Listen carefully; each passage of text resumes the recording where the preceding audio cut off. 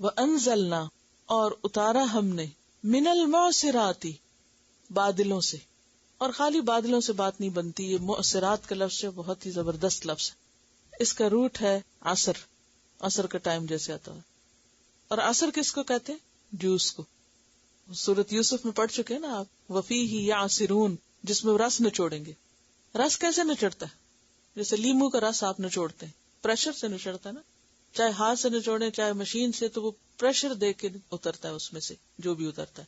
اور عصر کا وقت بھی اس لیے کہ اس وقت سارے دن کے پریشرز بڑھ جاتے ہیں اور ایک طرح سے وہ سارے دن کا نچوڑ ہوتا ہے، دن کا اینڈ ہو رہا ہوتا ہے نا، اور یعنی کنکلوڈ کر رہے ہوتے ہیں آپ اس کو. اور عصرہ کا معنی نچوڑنا ہوتا ہے، تو جیسے کپڑے نچوڑتے ہیں نا تو اس میں سے پانی نیچے ٹپکتا ہے، اس سے بھی آپ سمجھ سکتے ہیں. تو نچوڑ کے رس نکالنے کو اور پریشر دے کے اندر سے پانی نکالنا، اس کے لیے لفظ استعمال ہوتا ہے عصر. اور اس سے باب افعال میں، اعصار میں، پیچھے بھی آپ پڑھ چکے نا، اعصار فیہ نار سورۃ البقرہ میں. تو معصرتن کہتے ہیں بدلی کو وہ بادل جو پانی سے بھرا ہوا ہو، بھرپور قسم کا بادل ہو اور بس برسنے کے قریب ہو، اور ہوا دباؤ ڈال کے اس کو بس برسا دے. یعنی بادل کی ایسی حالت کہ بس اب وہ ٹپکنے کے قریب ہو گیا ہے، جس کا رس نچڑنے والا ہے. تو پانی سے لدے یا بھرے بادلوں سے اس نے کیا اتارا؟ ماءن، پانی اتارا. کہاں سے اتارا؟ اوپر سے. اور ماءن سے مراد یہاں پر کون سا پانی؟ بارش کا پانی. کیسا پانی؟ ثجاجن، بہت زور سے بہنے والا. پانی کے ریلے کو کہتے ہیں سج، بھرپور پانی. اشارہ ہے کس کی طرف؟ موسلادھار بارش کی طرف.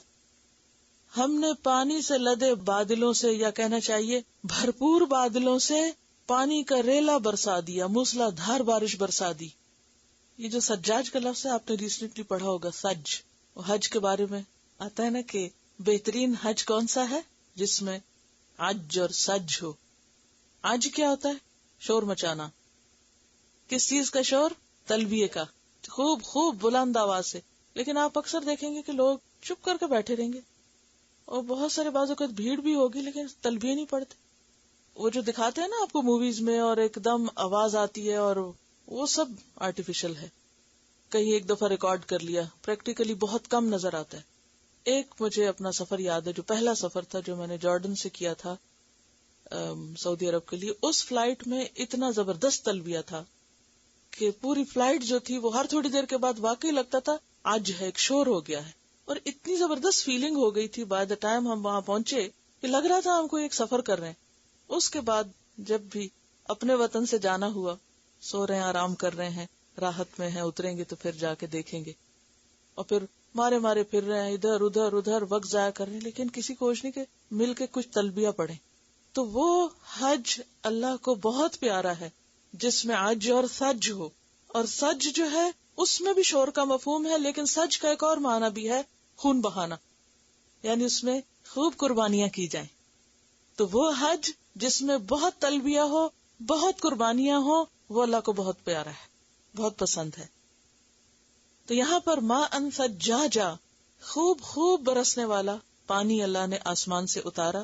دیکھو تو صحیح کہ کس طرح آسمان سے ہواؤں کے اندر بھرا ہوا پانی ایسے نچڑ آتا ہے جیسے کوئی جوس نچڑ رہا ہو، اور ایک پورا چھم چھم برستا ہے، اور ایک اس کے اندر کثرت بھی ہے اور خوبصورتی بھی ہے اور ایک منظر بھی حسین ہے.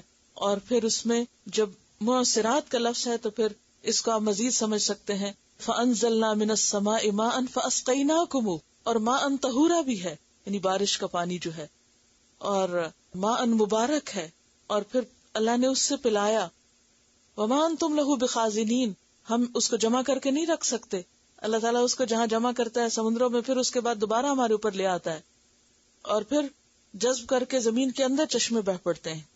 تو یہ سب اللہ کی قدرت کی نشانیاں ہیں، اللہ کی رحمتیں ہیں. وَأَنزَلْنَا مِنَ الْمَعْصِرَاتِ مَاءً ثَجَّاجًا لِنُخْرِجَ بِهِ حَبًّا وَنَبَاتًا. کیوں یہ بارش برسائی؟ لی، تاکہ، نخرج ہم نکالیں، لی اصل میں لئن تھا یا لکئی، نخرج ہم نکالیں، بھی ساتھ اس کے، کس کے؟ اس پانی کے، اور بے یہاں سبب کا ہے، بذریعہ اس پانی کے، کس کو؟ حبن، دانے. حب حبت ان کی جمع ہے، غلے کو کہتے ہیں، فوڈ گرینز جو ہیں، اناج بھی اس کا ترجمہ کیا جاتا ہے. اور پیچھے آپ پڑھ چکے ہیں کمثل حبۃ انبتت سبع سنابل، وہ دانے جو خوراک میں کام آتے ہیں. گٹلی کو نہیں حب کہتے، ٹھیک ہے؟ حب کھانے والے دانوں کو کہتے ہیں. بیج سیڈ کے لیے بھی آتا ہے، لیکن گٹلی کے لیے نوات کا لفظ آتا ہے. لنخرج به حبا، تاکہ ہم زمین میں سے حب نکالیں. اور حب کا روٹ بھی یہی ہے، محبت کا. اور حب کو شاید حب دو بنیاد پر کہا جاتا ہے. ایک تو یہ کہ حب جو ہے زمین میں چھپایا جاتا ہے، تو اس طرح حب جو ہے وہ دل میں ہوتی ہے، زبان پر کم. اچھا، پھر اسی طرح جو حب ہے دانے کو اس لیے بھی کہ انسان کو بہت محبوب ہے. کھانے میں آپ دیکھیں سب کچھ ہو، اور اگر روٹی نہ ہو یا چاول نہ ہو، گرین فوڈ نہ ہو، تو پھر کیا ہوتا ہے؟ ایسا لگتا ہے کچھ کھایا نہیں. وہ الگ بات ہے کہ عادت فرق ہو جائے تو پھر ہر چیز ٹھیک ہو جاتی ہے، لیکن میجورٹی کی بات کر رہی. تو لنخرج به حبا، یعنی تمہاری پسندیدہ خوراک نکالی زمین سے اس پانی کے ذریعے. ونباتا، اور سبزیاں، نباتات اگنے والے پودے، ویجیٹیبلز، خواہ وہ فروٹ کی شکل میں ہو یا سبزی ترکاری کی شکل میں یا حیوان کا چارہ، سب کے لیے نبات کا لفظ آتا ہے. وجنات الفافا، وجنات اور باغ، جنت ان کی جمع. الفافا لفظ سے ہے. لفظ کا کیا معنی ہوتا ہے؟ لپٹا ہوا، اٹیچڈ. اور الفاف لفظ سے، اور لفیف بھی پڑھ چکے ہیں پیچھے آپ، سورۃ بنی اسرائیل میں آتا ہے نا، جئنا بکم لفیفا. اور سورۃ قیامہ میں پڑھا التفت الساق بالساق، پنڈلی سے پنڈلی لپٹ جائے گی. وجنات الفافا، اور باغ لپٹے ہوئے، گھنے، یعنی ایک دوسرے کے اندر شاخیں گھسی ہوئی، اتنے گھنے کہ سورج کی روشنی چھن کے نیچے نہیں آ سکتی، ادھر ہی رک جاتی. کئی درخت ایسے ہوتے ہیں نا کہ نیچے کوئی دھوپ نہیں آتی، تو ایسے درختوں کے لیے آتا ہے وجنات الفافا. اور ایسے باغ کے جو خوب گھنے ہیں، ایک دوسرے میں لپٹے ہوئے ہیں. تو یہ سب دراصل کیا ہے؟ اللہ کی قدرتوں کا بیان ہے. تلاوت سنیے اور پھر کچھ بات انشاءاللہ کریں گے. بسم اللہ الرحمن الرحیم. عَمَّ يَتَسَاءَلُونَ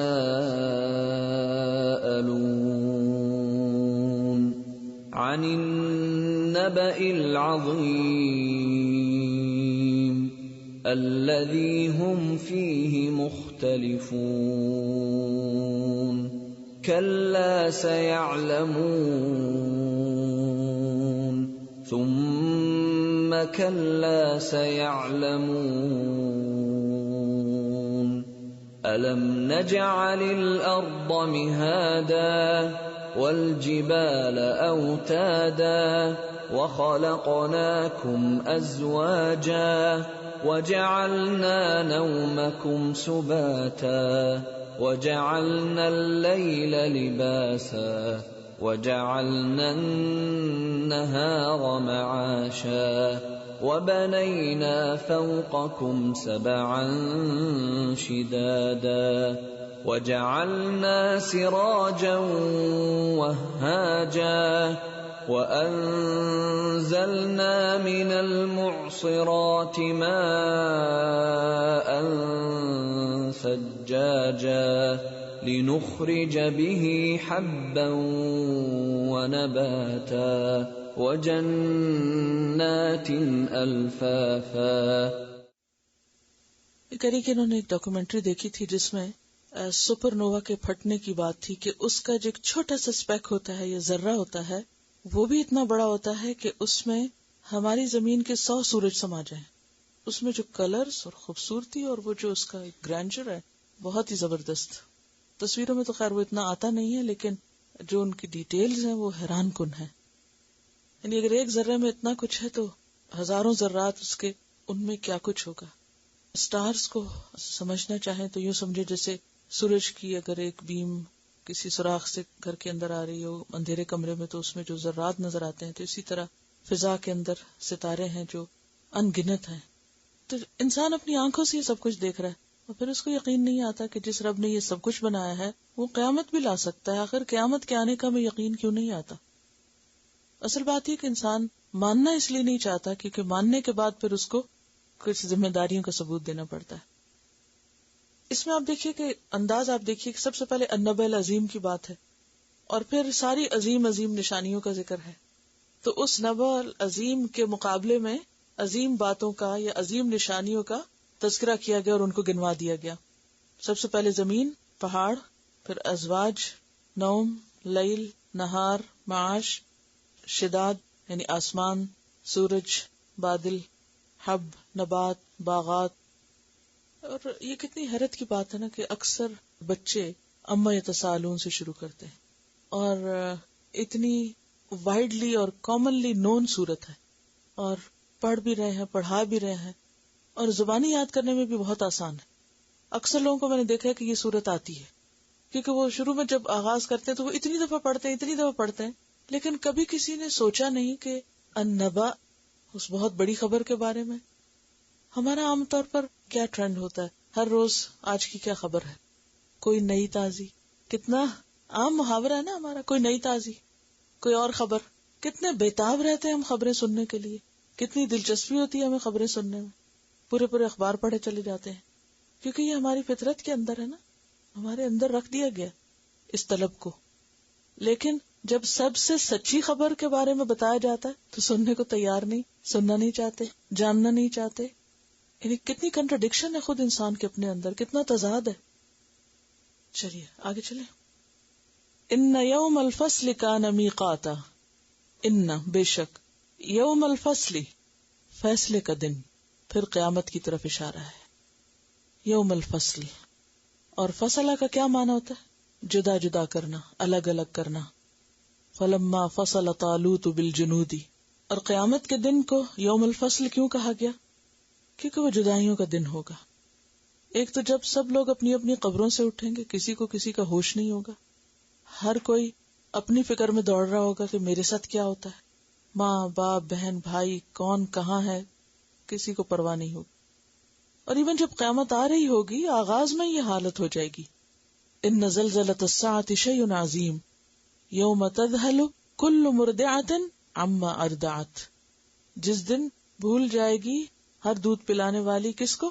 عما ارضعت، جس کو اس نے دودھ پلایا یعنی اپنے بچوں کو. وتدع كل ذات حمل حملها وترى الناس سكارى وما هم بسكارى، تو وہ جو ایک بے ہوشی کی اور ایک آپا دھاپی کی کیفیت ہوگی، اس وقت کیا ہوگا جب قبروں سے نکلیں گے تو کیسے ہوں گے؟ کأنہم جراد منتشر، جراد منتشر، بکھری ہوئی ٹڈیاں، کسی کو کسی کا ہوش نہیں، کون کہاں ہے اور کون نہیں. تو وہ دن اپنے آغاز سے ہی جدائی کا دن ہے. چاہے قبریں ساتھ ساتھ ہوں، کوئی پتہ نہیں کون اٹھ کے کہاں بھاگ گیا. دیکھیں نا دنیا میں جب کوئی خدا نخواستہ بڑا زلزلہ یا حادثہ ہوتا ہے تو ہر ایک اپنے منہ بھاگ رہا ہوتا ہے، کوئی ہوش نہیں کہ کون کدھر جا رہا ہے، تو بکھر جاتے ہیں نا. پھر ایسے حادثوں میں بعض لوگ مہینوں بعد، بعض اوقات لوگ سالوں بعد آپس میں ملتے ہیں، دوبارہ ایک دوسرے سے گم ہو جاتے ہیں. تو ان یوم الفصل، جدائی کا دن، فیصلے کا دن. اور پھر فیصلے کا دن کس کس چیز میں فیصلہ؟ اصحاب الجنت اور اصحاب النار میں الگ الگ کر دیا جائے گا ان کو. پھر نیک اعمال اور برے اعمال چھانٹ کے الگ الگ کر دیے جائیں گے. پھر اسی طرح حق اور باطل، اچھائی برائی، ظلم اور انصاف، کفر اور ایمان، ہر چیز کو الگ الگ چھانٹ کے رکھ دیا جائے. آج آپس کے اختلافات ہیں، کون حق پہ کون نہیں، بعض اوقات کتنا کنفیوژن ہوتا ہے. دنیا میں کتنے فیصد چیزیں ہیں جن کو آپ بلیک اینڈ وائٹ میں بتا سکتے ہیں؟ نہیں پتا چلتا نا. بہت زیادہ گرے ایریا ہے، بہت ساری چیزیں فیصلہ ہی نہیں ہو پاتی، کیا صحیح اور کیا غلط ہے، کیا خالص ہے اور کیا ناخالص ہے. کسی کی شکل سے نہیں پتا چلتا کون مومن ہے کون منافق ہے، کون کیا ہے. ہر چیز ملی جلی ہے یہاں. لیکن قیامت کا دن ایسا ہوگا کہ جس میں ذرہ ذرہ چھانٹ کے الگ کر دیا جائے گا. وَمَن يَعْمَلْ مِثْقَالَ ذَرَّةٍ خَيْرًا يَرَهُ وَمَن يَعْمَلْ مِثْقَالَ ذَرَّةٍ شَرًّا يَرَهُ. شر کا بھی ذرہ الگ کر دیا جائے گا، خیر کا بھی ذرہ الگ کر دیا جائے گا. تو وہ دن الگ الگ کر دینے والا ہوگا، سب کو چھانٹ کے اپنے اپنے ٹھکانے کر دے گا. یہ دن کیسا دن ہے؟ ان یوم الفصل کان میقاتا، مقرر وقت پر آئے گا، فکس ٹائم ہے اس کا. میقات کا لفظ جو ہے یہ وقت سے ہے، اور یہ بھی کیا ہے دراصل؟ ظرف زمان، اور مفعال کے وزن پر آلہ بھی ہے. فیصلے کا دن جو ہے اس کا ٹائم مقرر ہے، ٹائم مقرر ہے، اپنے مقرر وقت پر آ جائے گا، نہ ایک دن پہلے آئے گا نہ ایک دن پیچھے آئے گا، جب آنا ہے بس آ جائے گا. اجل معدود ہے نا، گنی جا چکی ہے مدت اس کی، کتنے سال بعد ہمیں نہیں پتا، لیکن اللہ کو پتا ہے کتنے عرصے کے بعد اس کو آنا ہے، اور جو اس کا ٹائم مقرر ہے اسی وقت آئے گا. ہم کبھی اس طرح نہیں سوچتے کیا کہ قیامت کا دن اس کا وقت مقرر ہے، اپوائنٹڈ ہے، اور وہ اسی وقت آئے گا. ہم کیا سوچتے ہیں ابھی بڑا دور ہے. ان یوم الفصل کان میقاتا، اصل میں وہ کہتے تھے نا جب یسألونک عن الساعۃ ایان مرساہا، وہ جو مختلفون تھے اور یتساءلون کرتے تھے، وہ پوچھتے تھے کب آئے گا، کیا ہوگا، کیسے ہوگا. تو اب یہ بتایا جا رہا ہے کہ وہ ایک اپوائنٹڈ ٹائم ہے. یہ دراصل جواب ہے کس کا؟ عما یتساءلون کا. کیا کہ ان یوم الفصل کان میقاتا، یوم ینفخ فی الصور، یوم جس دن، ینفخ نفخ کہتے ہیں پھونک مارنے کو، ونفخت فیہ من روحی، اور ینفخ کیا پھونک مار دی جائے گی، کس میں؟ فی الصور، سور میں. سارا یہ سور اس کا روٹ صاد واو را ہی ہے، اسی سے تصور اور تصویر. لیکن یہاں مراد کیا ہے؟ وہ آلہ جس میں پھونک ماریں گے کون؟ اسرافیل علیہ السلام. کہا جاتا ہے کہ اس کے اتنے سوراخ ہیں جتنی روحیں ہیں، اور جو پھونک ماریں گے تو اس میں سے جو آواز نکلے گی تو وہ ان سارے سوراخوں سے نکل رہی ہوگی نا، اور جس کے لیے جو جہاں تک اس کو پہنچنا ہوگا جہاں کے ہٹ کرے گی اس کو. اب دیکھیے کہ جتنے بھی بجانے کے آلات ہیں نا، دو چیزوں پہ بیس کرتے، یا ونڈ یا اسٹرنگ. جب چیزوں کو بجایا جاتا ہے تو یا اس میں ہوا ہوتی ہے یا پھر اسٹرنگ یعنی تاروں سے. اب یہ جو ہے سور، یہ بیسیکلی کیا ہے کہ انسٹرومنٹ ہے. سور کیا ہے؟ انسٹرومنٹ، جس کو بگل بھی کہتے ہیں، قرنا بھی کہتے ہیں، کیونکہ قرن کی طرح. قرن کیا ہوتا ہے؟ سینگ کو کہتے ہیں. تو آپ نے دیکھا ہوگا کہ کچھ بکروں کے یا جنگلی قسم کے بکروں کے سینگ جو ہوتے ہیں نا وہ بڑے بڑے ہوتے ہیں، اور ان کی شکل بھی اسی طرح ہارن کی طرح ہوتی ہے، اور اس میں اگر پھونک مارے تو اس میں سے بھی آواز نکلتی ہے. اور اس کو نرسنگا بھی کہتے ہیں، ہندی لفظ ہے نرسنگا، اور شاید یہ بھی سینگ سے نکلا ہے کس سے. اور عام طور پر مندروں میں یہ استعمال کرتے ہیں، جیسے چرچ میں گھنٹیاں ہوتی ہیں تو مندروں میں کیا ہوتا ہے؟ نرسنگا. اور سینیگاگ وغیرہ میں ناقوس. یاد ہے وہ حدیث جس میں اذان کی بات تھی تو مختلف لوگوں نے مختلف اپنی رائے دی تھی، کسی نے ناقوس کا کہا، کسی نے گھنٹیوں کی بات کی. اور انگریز جب آئے تھے پاک و ہند میں تو جو اسکول وغیرہ انہوں نے قائم کیے تو اس میں گھنٹیاں بجتی تھیں، کلاس کے شروع ہونے اور ختم ہونے کے اعلان کے، چھٹی کی گھنٹی بج گئی، اور گھنٹہ گھر. تو بہرحال ہر دور میں عبادت اور جنگ کے اعلان کے لیے ایسے انسٹرومنٹ رہے ہیں، دو کاموں کے لیے، عبادت کے لیے اور جنگ کے لیے. کہ جب جنگ کا آغاز کرنا ہو تو اس کے لیے بھی خاص قسم کی آواز ہوتی ہے، اور سائرن بھی ہوتے ہیں اب تو، اور روزے کے اعلان کے لیے بھی سائرن بجتے ہیں. بیسیکلی اس میں یہ وارننگ کے لیے ہوتا ہے، یہ سب اعلان کے طور پر، وارننگ کے طور پر. نقارہ بھی کہتے ہیں.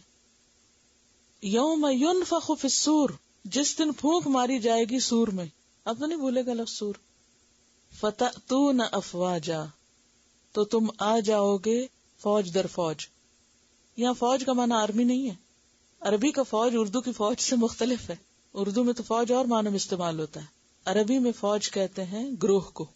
حج کے موقع پر آپ دیکھیں کہ وہاں لکھا ہوگا تفویج الحجاج، یعنی جہاں حاجیوں کی گروپنگ ہوتی تو اسے تفویج کہتے ہیں. فوج وہ بھی فوجوں کی طرح ہوتے ہیں، یعنی گروہوں کی شکل میں، یعنی عسکر اور جند کے معنوں میں نہیں ہے بلکہ خالی گروہ. جیسے پنجابی میں جٹ نہیں کہتے، جٹ کبھی سنا لفظ جٹ؟ کس معنی میں ہوتا ہے جٹ؟ کسی چیز کا کٹ ہو جانا، جلوس جیسے نکالتے نا.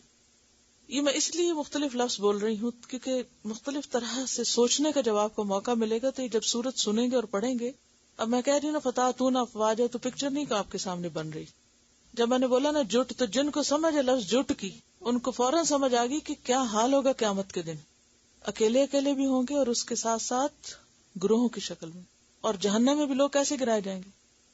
ترا کل امت جاسیہ، اور پھر گروہوں کی شکل میں کلما دخلت امتن، پوری ایک امت کی امت اکٹھی اٹھا کے پھینکی جائے گی.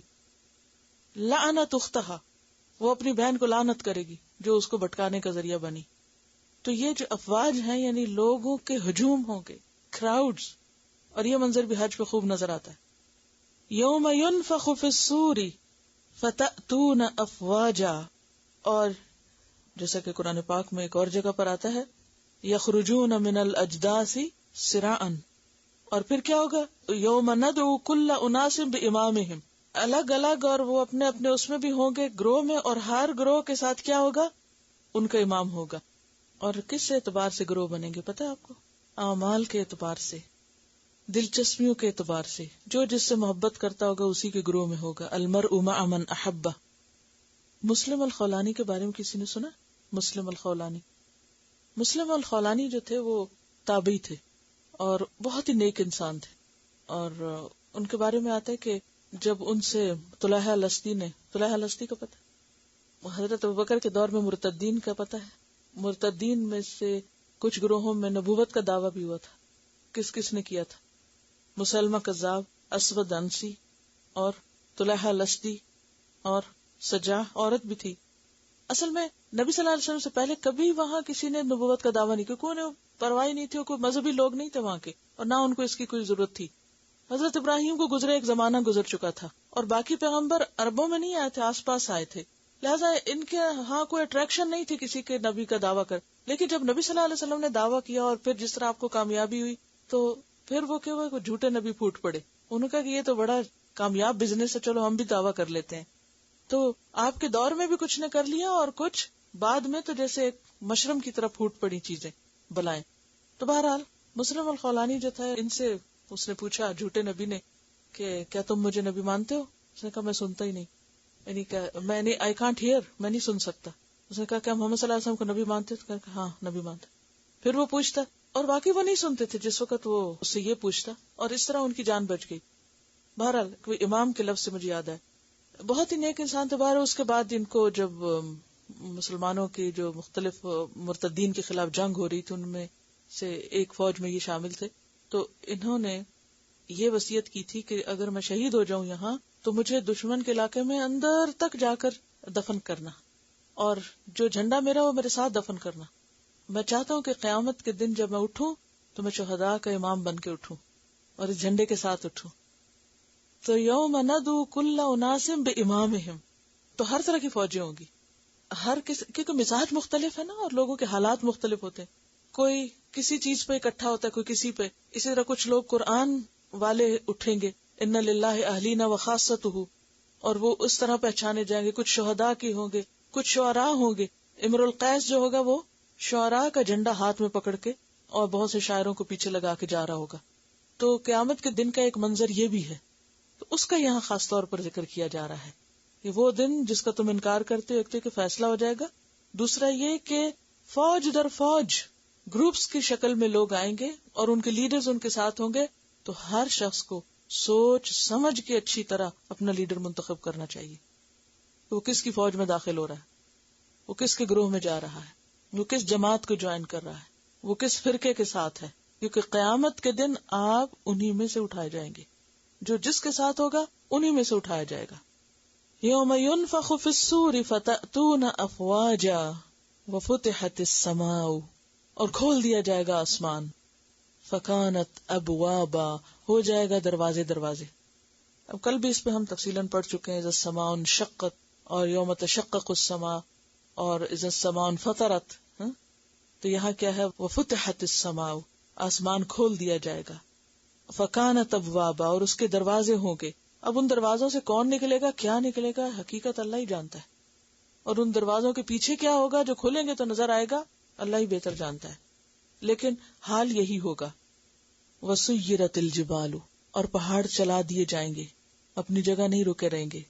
ذرا سوچیں کوئی بلڈنگ چل پڑے، جو بڑی بلڈنگز ہیں اگر کسی وقت سرکنے لگے اور ہلنے لگے جیسے گاڑی چلتی ہے تو کیا حال ہوگا۔ تو یہاں بھی کیا ہے، وسیرت الجبال، اور یہ چلنا جو ہے ان کا، یہ ایسا نہیں کہ وہ پہاڑی رہیں گے بلکہ ریزہ ریزہ ہو جائیں گے، جڑوں سے اکھیڑ کر باہر نکال کے کوٹ کے ان کو ریگ بنا کے اڑا دیا جائے گا۔ فکانت حباء منبثا، سورۃ الواقعہ میں آتا ہے، اور سورۃ النمل میں کیا آتا ہے، وَتَرَى الْجِبَالَ تَحْسَبُهَا جَامِدَةً وَهِيَ تَمُرُّ مَرَّ السَّحَابِ، تم سمجھتے پہاڑ جمے ہوئے، وہ کس طرح ہوں گے، بادلوں کی طرح اڑنے لگیں گے. وَتَكُونُ الْجِبَالُ كَالْعِهْنِ الْمَنْفُوشِ وَسُيِّرَتِ الْجِبَالُ فَكَانَتْ سَرَابًا. وہ کیا ہو جائیں گے؟ سراب.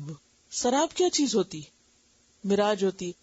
اچھا، سراب کا لفظ جو ہے نا سرابا سے ہے. سراب کا مطلب ہوتا ہے چمکتی ریت. عربوں کے ہاں گرمیوں میں جب ریت پر ایک خاص اینگل سے سورج پڑتا ہے تو اس سے چمک پیدا ہو جاتی ہے، اور تپتی ریت یوں لگتی ہے جیسے پانی. اور صرف پانی نہیں لگتا، اس کے اندر درخت بھی اور سائے بھی اور شیڈز بھی، اور یعنی وہ ایک بڑی خوبصورت پکچر ہوتی ہے. کبھی آپ کو اگر دیکھنے کا اتفاق ہو تو اس کے اندر تصویریں بھی دکھتی ہیں. یہ اللہ ہی بہتر جانتے کس چیز کا ریفلیکشن ہوتا ہے، لیکن بہرحال یہاں تو نہیں دکھتا، مگر ڈیزرٹ میں آپ اس کو دیکھ سکتے ہیں. اور جب انسان وہاں قریب پہنچتا ہے، جیسے وہ سورۃ نور میں بھی آپ نے پڑھا یحسبہ الظمآن ماء، پیاسا کیا سمجھتا پانی ہے، اور جب اس کے قریب پہنچتا ہے تو کچھ بھی نہیں پاتا. فوفاہ حسابہ، پاتا ہے وہاں اللہ کو، اور اللہ اس کا حساب خوب لیتا ہے. تو یہ ہے کہ قیامت کے دن یہ جو اتنے بڑے بڑے پہاڑ ہیں یہ کیا بن جائیں گے؟ سراب، خاک بن کے اڑ جائیں گے. ہباء منبثا، اپنی جگہ کچھ بھی نہیں رہے گا. اور وہ انسان دیکھے گا تو کیا کہے گا کہ یہ سب کیا ہے؟ سراب. تو سراب اگرچہ چمکتی ریت کو کہتے ہیں، لیکن صرف چمکتی ریت نہیں، سراب دھوکے کے لیے بھی آتا ہے. تو وہ ایسا لگے گا جیسے یہ تو سب ایک دھوکا تھا. اور سراب سے تشبیہ دے کے اللہ نے بہت زبردست بات کی ہے ہاں، کہ جیسے انسان سراب دیکھتا ہے اور اس میں تصویریں بھی اور اس میں خوبصورت منظر بھی اور پانی بھی اور بہت بیوٹیفل سین ہوتا ہے سراب کا بھی، لیکن جو انسان وہاں پہنچتا ہے وہاں کچھ ہوتا ہی نہیں. تو اس زمین کی بھی حقیقت یہی ہے کہ قیامت کے دن جب پیچھے پلٹ کے انسان اس دنیا کو دیکھے گا تو کہاں ہوگی یہ ساری زمین اور دنیا؟ سرابا. وسیرت الجبال فکانت سرابا، بے حقیقت یا پھر چمکتی ریت. یہ ہے دنیا جس کے پیچھے ہم بھاگ رہے ہیں. تلاوت. ان یوم الفصل کان میقاتا یوم ينفخ في الصور فتأتون افواجا وفتحت السماء فكانت ابوابا وسيرت الجبال فكانت سرابا. کیا چیز کلک کی ہے ان آیات میں؟ میں ڈھونڈ رہی تھی اپنے آپ کو کہ میں کس فوج میں ہوں گی. فتأتون افواجا، تلاش کریں کس فوج میں ہوں گے، کیونکہ المرء مع من احبہ، انسان اسی فوج میں ہوگا، انہی کے ساتھ ہوگا جن سے محبت کرتا ہوگا. اگر صحابہ کرام سے ہماری محبت ہے، پیغمبروں سے ہماری محبت ہے، نیک لوگوں سے ہماری محبت ہے، تو خود بخود ہمیں وہاں پہنچا دیا جائے گا.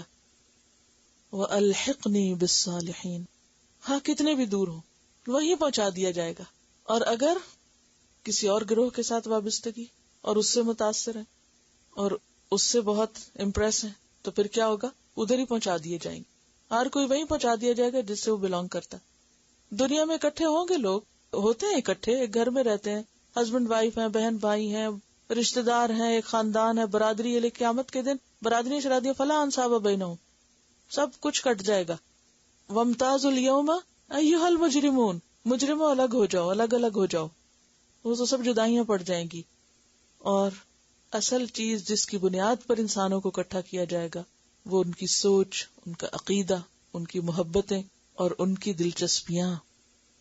اور یہ بہت نیچرل ہے نا، دنیا میں بھی انسان خود بخود ان لوگوں سے جا ملتا ہے جس سے اس کی دلچسپی ہوتی، اور ان لوگوں سے ریپلشن ہوتی ہے جن کے ساتھ اسے کوئی انٹرسٹ نہیں ہوتا.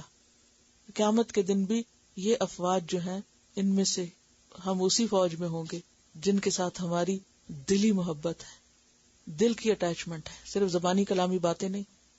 کہاں تک ہم آنکھیں بند کر سکتے ہیں کہ ہم کہیں بچ کے چھپ جائیں گے؟ کوئی کہیں بھی چھپ نہیں سکے گا، کہیں بھی نہیں بھاگ سکے گا. وَأَنزَلْنَا، اور اتارا ہم نے، من المعصرات، بادلوں سے. اور خالی بادلوں سے بات نہیں بنتی، یہ معصرات کا لفظ ہے، بہت ہی زبردست لفظ ہے. اس کا روٹ ہے عصر، عصر کا ٹائم جیسے آتا ہے. اور عصر کس کو کہتے ہیں؟ جوس کو. سورۃ یوسف میں پڑھ چکے ہیں نا آپ، وَفِيهِ يَعْصِرُونَ، جس میں رس نچوڑیں گے. رس کیسے نچڑتا ہے؟ جیسے لیمو کا رس آپ نچوڑتے ہیں، پریشر سے نچڑتا ہے نا، چاہے ہاتھ سے نچوڑیں چاہے مشین سے، تو وہ پریشر دے کے اترتا ہے اس میں سے جو بھی اترتا ہے. اور عصر کا وقت بھی اس لیے کہ اس وقت سارے دن کے پریشرز بڑھ جاتے ہیں اور ایک طرح سے وہ سارے دن کا نچوڑ ہوتا ہے، دن کا اینڈ ہو رہا ہوتا ہے نا، اور یعنی کنکلوڈ کر رہے ہوتے ہیں آپ اس کو. اور عصر کا معنی نچوڑنا ہوتا ہے، تو جیسے کپڑے نچوڑتے ہیں نا تو اس میں سے پانی نیچے ٹپکتا ہے، اس سے بھی آپ سمجھ سکتے ہیں. تو نچوڑ کے رس نکالنے کو اور پریشر دے کے اندر سے پانی نکالنا، اس کے لیے لفظ استعمال ہوتا ہے عصر. اور اس سے باب افعال میں، اعصار میں، پیچھے بھی آپ پڑھ چکے نا، اعصار فیہ نار سورۃ البقرہ میں. تو معصرتن کہتے ہیں بدلی کو وہ بادل جو پانی سے بھرا ہوا ہو، بھرپور قسم کا بادل ہو اور بس برسنے کے قریب ہو، اور ہوا دباؤ ڈال کے اس کو بس برسا دے. یعنی بادل کی ایسی حالت کہ بس اب وہ ٹپکنے کے قریب ہو گیا ہے، جس کا رس نچڑنے والا ہے. تو پانی سے لدے یا بھرے بادلوں سے اس نے کیا اتارا؟ ماءن، پانی اتارا. کہاں سے اتارا؟ اوپر سے. اور ماءن سے مراد یہاں پر کون سا پانی؟ بارش کا پانی. کیسا پانی؟ ثجاجن، بہت زور سے بہنے والا. پانی کے ریلے کو کہتے ہیں سج، بھرپور پانی.